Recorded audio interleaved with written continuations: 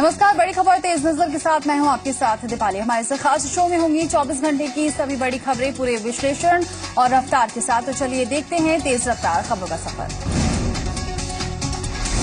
प्रधानमंत्री नरेंद्र मोदी ने आज बुद्ध पूर्णिमा के अवसर पर दुनिया भर से आए शोधकर्ताओं, सांसदों और बौद्ध भिक्षुओं को संबोधित किया। उन्होंने इससे पहले नेपाल में भूकंप से प्रभावित लोगों के लिए भी प्रार्थना की।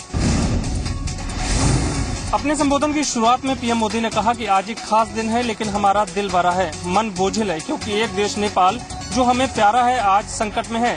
जिस देश में महात्मा बुद्ध का जन्म हुआ था, वही धरती आज कठिन दौर से गुजर रही है। मोदी ने कहा कि मैं नेपाल के लोगों की सराहना करता हूं कि उन्होंने संकट के दौर में भी धैर्य बनाए रखा।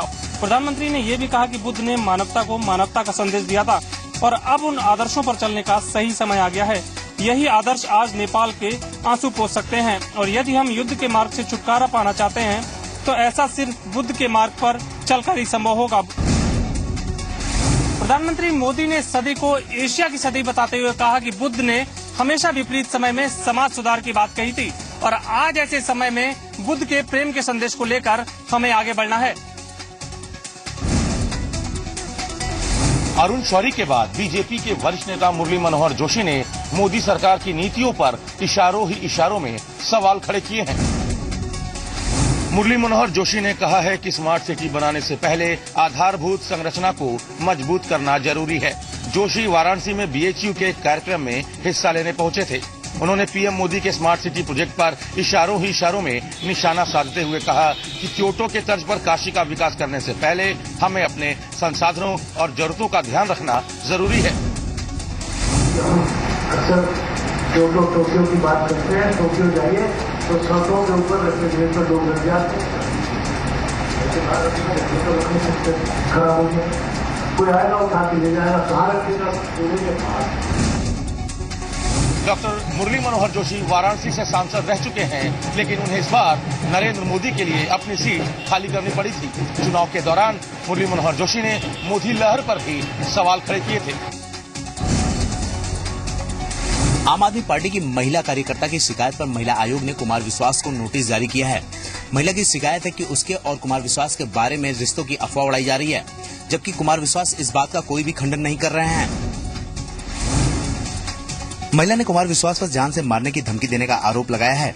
महिला के मुताबिक इस संबंध में दिल्ली के सीएम केजरीवाल से भी उसने शिकायत की थी, पर कोई सुनवाई नहीं हुई। कुमार विश्वास और उनकी पत्नी को कल दोपहर 3 बजे तक दिल्ली महिला आयोग के दफ्तर में पेश होने का नोटिस दिया गया है। मिली जानकारी के मुताबिक यहाँ कुमार विश्वास और आरोप लगाने वाली महिला से आमने सामने बात करवाई जाएगी। अगर किसी महिला ने कुमार विश्वास के खिलाफ विमेन कमीशन में रिलेशनशिप की कंप्लेन दाखिल की है तो बहुत जरूरी है कि वुमेन कमीशन इसकी इंक्वायरी पुलिस से, और अगर इसमें सच्चाई पाई जाती है तो कुमार विश्वास के खिलाफ मुकदमा दायर किया जाना चाहिए। दिल्ली महिला आयोग ने उन्हें नोटिस भेजा है।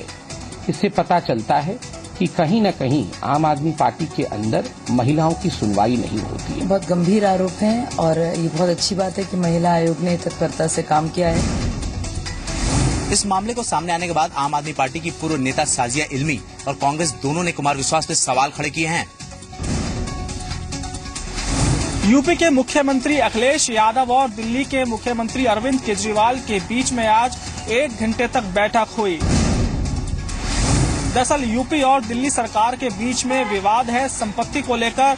जिस वक्त दिल्ली में कॉमनवेल्थ गेम चल रहे थे और जामिया मिलिया यूनिवर्सिटी का एक्सपेंशन हो रहा था, तो उस वक्त दिल्ली सरकार ने यूपी सरकार की जमीन का अधिग्रहण किया था। यूपी गवर्नमेंट ने उसका विरोध इसलिए नहीं किया क्योंकि दिल्ली सरकार ने ये वादा किया था कि अगर ये जमीन यूपी गवर्नमेंट की है तो दिल्ली सरकार यूपी गवर्नमेंट को मुआवजा देगी या फिर उतनी ही जमीन दिल्ली में किसी और जगह यूपी सरकार को देगी। लेकिन बाद में दिल्ली सरकार अपने इस वादे से मुकर गई और यूपी गवर्नमेंट ने सुप्रीम कोर्ट में मुकदमा डाल दिया। पिछले काफी समय से मुकदमा कोर्ट में चल रहा था, लेकिन इसका हल नहीं निकला। आखिरकार सुप्रीम कोर्ट ने ये फैसला दिया कि दोनों ही प्रदेशों के मुख्यमंत्री आपस में बैठकर बातचीत करें और एक बीच का रास्ता निकालें। आज जब मुख्यमंत्री अखिलेश यादव और दिल्ली के मुख्यमंत्री अरविंद केजरीवाल के बीच में बातचीत हुई तो काफी सकारात्मक पहलू पर बातचीत हुई। ये फैसला लिया गया कि दिल्ली और यूपी सरकार के जो अधिकारी हैं वो आपस में फाइलों को चेक करेंगे, जितना भी डाटाबेस है उसको चेक करेंगे। उसके बाद केंद्र सरकार को एक रिपोर्ट जाएगी और जो भी रिपोर्ट बनेगी उसकी एक कॉपी सुप्रीम कोर्ट में दाखिल की जाएगी। बाद में ये फैसला होगा कि आखिर जो जमीन है उस पर मालिकाना हक किसका है। दिल्ली में आज यूपी के मुख्यमंत्री अखिलेश यादव महासचिव रामगोपाल यादव से मिलने पहुंचे। अखिलेश यादव के साथ शिवपाल यादव और राजेंद्र चौधरी भी थे। सूत्रों के हवाले से खबर है कि अखिलेश और रामगोपाल के बीच अमर सिंह को लेकर बातचीत हो सकती है। साथ ही जनता परिवार के नफे नुकसान पर भी बातचीत हो सकती है। आपको ये भी बता दें कि अमर सिंह के दोबारा एसपी में वापस होने की आशंका जताई जा रही है। देश के पूर्व प्रधानमंत्री अटल बिहारी वाजपेयी अब डॉक्टर अटल बिहारी वाजपेयी होंगे। मध्य प्रदेश की फौज यूनिवर्सिटी उन्हें उनके आवास पर जाकर डीलिट की उपाधि प्रदान करेगी। 6 मई को अटल जी को उनके निवास पर डीलिट की उपाधि से विभूषित करने मुख्यमंत्री शिवराज सिंह चौहान सहित पूरी कैबिनेट भी जाएगी। यही वजह है कि सीएम ने 6 मई को होने वाली कैबिनेट की बैठक निरस्त कर दी है। 6 मई को शाम 5 बजे अटल जी को ये उपाधि दी जाएगी। यूनिवर्सिटी ने पिछले साल ही अटल जी को ये उपाधि देने का ऐलान कर दिया था, लेकिन उनके निवास से अभी तक समय नहीं मिला था। अब यूनिवर्सिटी को अटल जी के कार्यालय से 6 मई को शाम 5 बजे का वक्त दिया गया है। 6 मई को शाम 5:30 बजे अपने निवास में अटल जी के निवास पे प्रदान की जाएगी और इनके हैंडओवर की जाएगी। इनका समय हमारे उनके कार्यालय से हमको मिल गया है। जाहिर तौर पर ये उपाधि मिलने से अटल जी के साथ साथ मध्य प्रदेश सरकार और यूनिवर्सिटी का भी कद बढ़ेगा। राजधानी लखनऊ में खुला Urdu IAS study centre. CM Akhilesh Yadav ने किया उद्घाटन।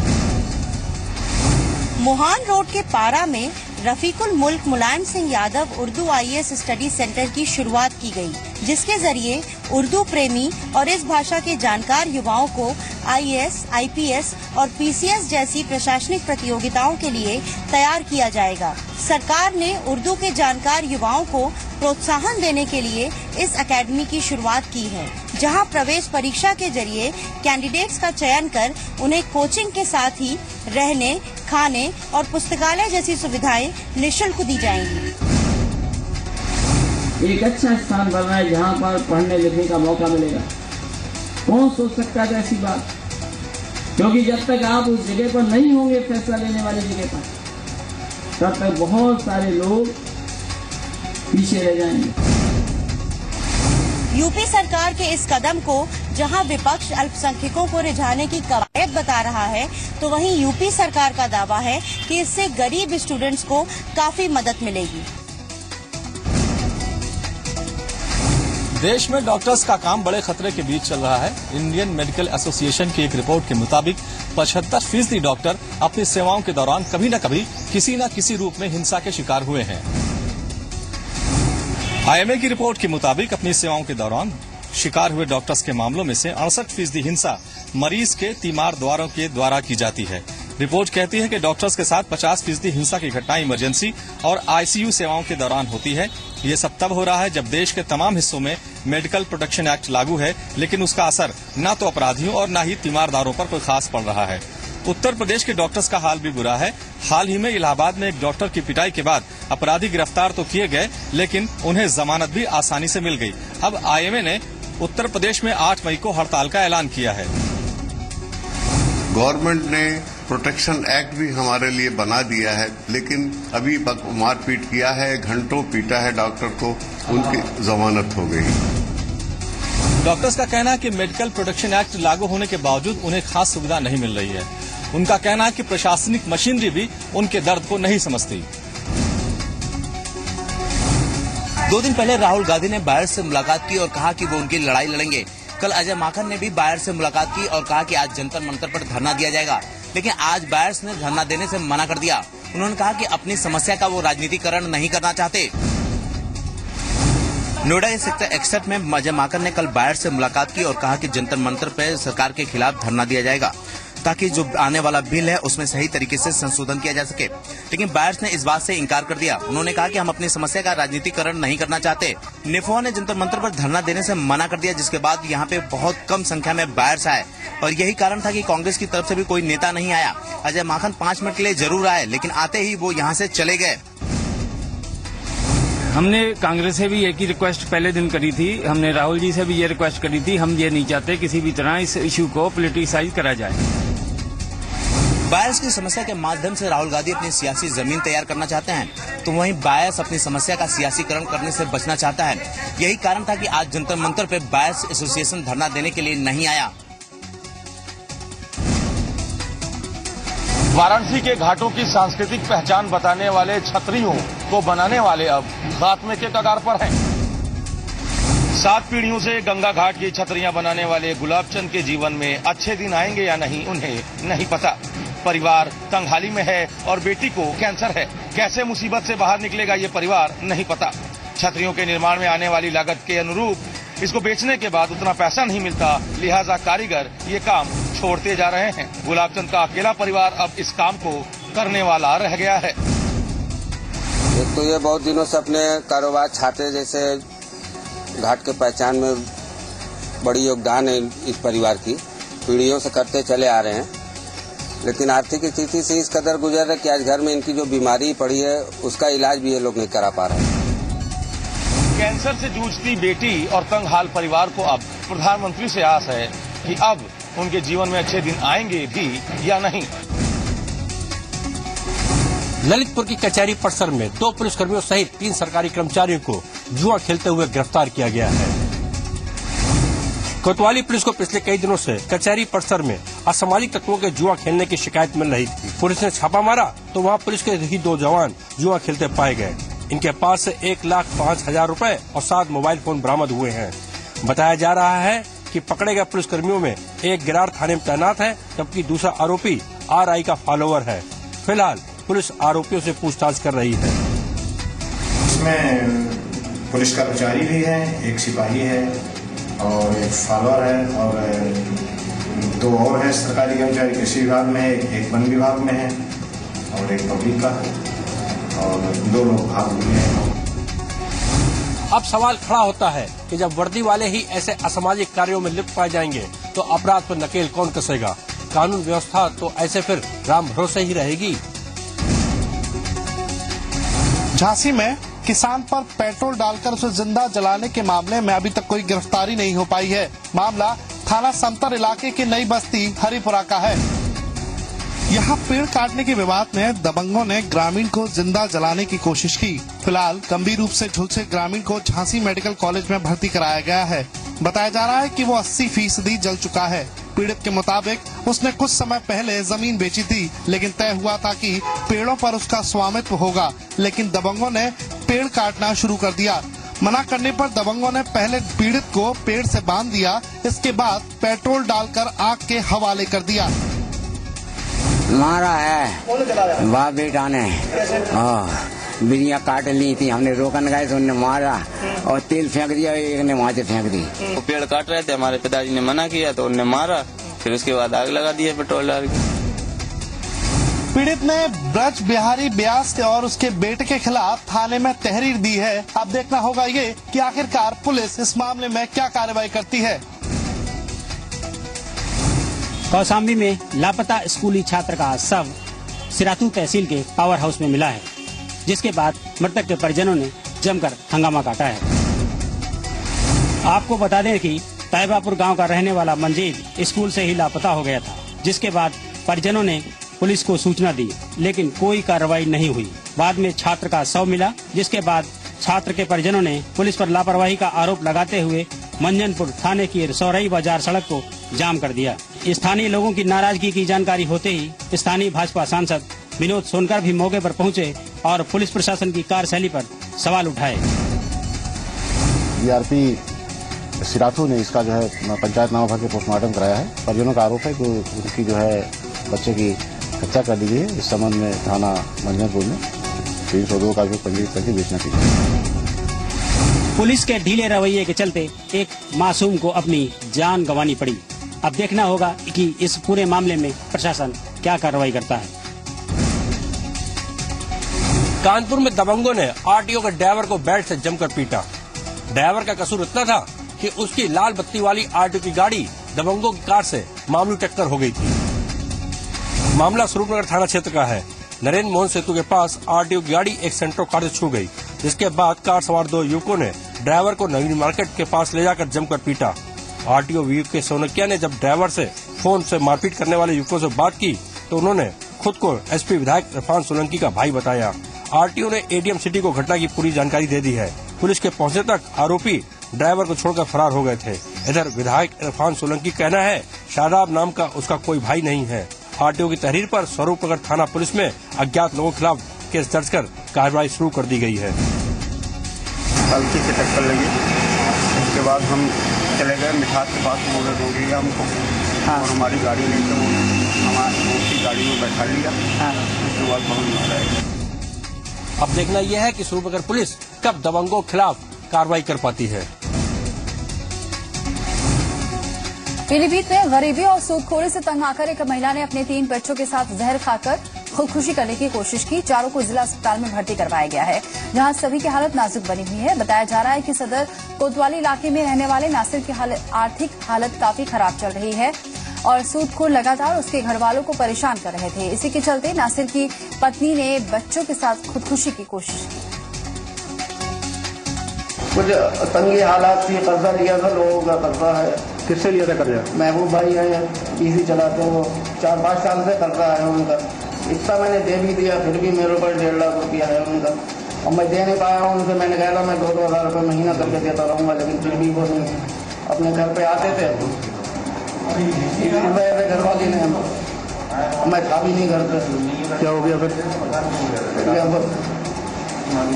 पर यही हुआ कि तंगी में अपने बच्चों को परेशान करते थे आके वो लोग। 3 बच्चे और एक उनकी माताजी पंजाबियन से एडमिट हुई है। बच्चों ने कुछ अननोन पॉइजन खा लिया है, जो कि रेड पॉइजन जैसा लग रहा है। उनका ट्रीटमेंट स्टार्ट कर दिया गया है। अभी स्थिति अंडर ऑब्जर्वेशन है, ज़्यादा कमेंट्स अभी नहीं किया जा सकता। बदायूं पुलिस कार्यालय में एक परिवार ने मिट्टी का तेल छिड़ककर सामूहिक आत्मदाह का प्रयास किया। पीड़ित परिवार नामजद हत्या आरोपी को छोड़े जाने से नाराज था। पीड़ित परिवार के मुखिया सुभाष शर्मा की गत माह शहर के बीचों बीच गोली मारकर हत्या कर दी गई थी। इस हत्या के आरोप में 4 लोगों को नामजद किया गया था। नामजद आरोपियों में से एक को छोड़ दिए जाने के बाद गुस्साए परिवार ने पुलिस ऑफिस में मिट्टी का तेल छिड़ककर सामूहिक आत्मदाह का प्रयास किया। काफी मशक्कत के बाद पुलिस पीड़ित परिवार को आत्मदाह करने से रोक पाई। जीने की उम्मीद ही खत्म हो गई। मरने का आप क्या करता है जीने, जब ऐसे ही मरना है तो एक बार सामने मरे, कम से कम पता तो चले तो कि क्या क्यों मर गए, इस वजह से किया। तक इनके परिजनों को आशंका थी कि एक नामी तबीयत जो है उसको छोड़ दिया गया है, जबकि ऐसी बात नहीं थी। इस संबंध में उनको बता दिया गया है और आज नामी तबीयत जो हरीश है उनको जेल भेजा जा रहा है। वहीं पुलिस ने पीड़ित परिवार के आरोपों को सिरे से खारिज करते हुए उन्हें जल्द कार्रवाई का आश्वासन दिया है। मौसम की मार झेल रहे किसानों की मौतों का सिलसिला जारी है। ताजा मामला शाहजहांपुर के गढ़िया रंगीन कस्बे का है। यहां पर आर्थिक तंगी से परेशान किसान ने पेड़ से फांसी लगाकर आत्महत्या कर ली। बताया जा रहा है कि ओम बीरेश ने बैंक और साहूकार से कर्जा ले रखा था। किसान को उम्मीद थी कि इस बार अच्छी फसल के चलते वो अपना सारा कर्ज उतार लेगा, लेकिन बेमौसम बारिश से उसकी सारी उम्मीदों पर पानी फेर दिया और बारिश से फसल बर्बाद हो गई। इससे किसान काफी दिनों से सदमे में चल रहा था और आज उसने अपने खेत में पेड़ से फांसी का फंदा लगाकर खुदकुशी कर ली। बताया जा रहा है कि अब तक 50 से ज्यादा किसानों की मौत हो चुकी है। फिलहाल शासन प्रशासन किसानों को जल्द मुआवजा देने की बात कह रहा है। सरकार उकार का कर्जा भी था और कुछ और लोगों का था, इसलिए सदमे में उनकी मृत्यु हो गई, फांसी खा ली जाती। गेहूँ बहुत कम निकला, गेहूँ की फसल भी नष्ट हो गई। बागपत में पुलिस ने ऐसे शख्स को गिरफ्तार किया है जो किसी वीआईपी की तरह लाल बत्ती लगी गाड़ी में सायरन बजाकर घूम रहा था। आरोपी खुद को खाद्य उपभोक्ता एवं सार्वजनिक वितरण मंत्रालय द्वारा स्वीकृत लोक न्याय संस्थान का केंद्रीय उपनिदेशक बता रहा था। असगर आलम नाम के शख्स के मुताबिक उसे लाल बत्ती लगाने की अनुमति राष्ट्रपति सचिवालय से मिली है, लेकिन सारे कागजात फर्जी होने पर पुलिस ने उसे हिरासत में ले लिया है।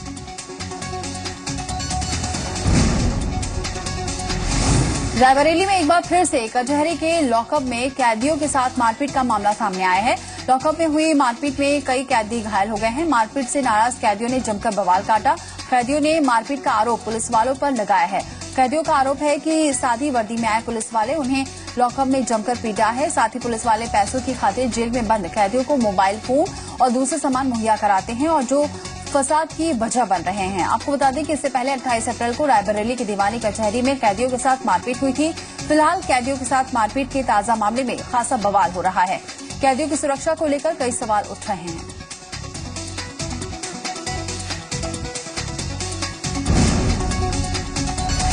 कुशीनगर की नारायणी नदी में नाव डूबने से लापता लोगों की तलाश जारी है। घटना स्थल पर पुलिस की एंटी फ्लड टीम मौके पर पहुंच गई है और साथ ही साथ मौके पर रेस्क्यू ऑपरेशन भी जारी है। नारायणी नदी हादसे में अभी भी 5 से 7 लोग लापता बताए जा रहे हैं। आपको बता दें कि तरिया सुजान इलाके में सवारियों से भरी नाव कल रात नारायणी नदी में पलट गई थी। डीएम के मुताबिक नाव में 12 लोग सवार थे, जिसमें कुछ लोग तैरकर बाहर आ गए। 5 से 7 लोग अभी भी लापता बताए जा रहे हैं। इधर स्थानीय कांग्रेस विधायक अजय कुमार ने प्रशासन पर लापरवाही का आरोप लगाते हुए नाव हादसे में 24 से 25 लोगों के डूबने की बात कही है। बताया जा रहा है कि हादसे का शिकार हुए सभी लोग खेत से लौट रहे थे। अभी जो सूचना मिली है उसके मुताबिक 12-13 लोग थे। जैसे नाव पलट गया उसमें 8-9 लोग किनारे आ गए स्विम करके। अभी 3-4 लोगों का मिसिंग है, उसका अभी कोई सूचना नहीं है। हादसे के बाद जिले के डीएम और एसपी भी वहां पर पहुंचे हैं और इस समय पूरे मामले में रेस्क्यू ऑपरेशन का दौर जारी है।